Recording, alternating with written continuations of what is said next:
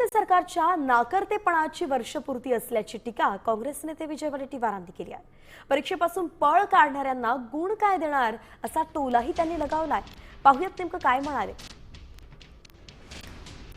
की सरकार वर्षभर म्हणजे वर्षभराची ही उपलब्धी सरकारच्या नाकर्तेपणाची उपलब्धी आहे।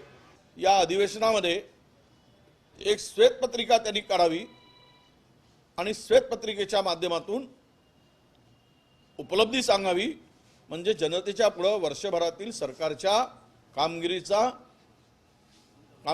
कामगिरीची माहिती जनतेपुढे उघड होईल। याला गुण देण्याचा विषयच नाही, कारण ज्यांनी परीक्षाच दिली नाही, परीक्षेपासून पळ काढला आहे, त्यांना गुण देणं मला तरी वाटतं नैतिकतेच्या आधारे योग्य होणार नाही।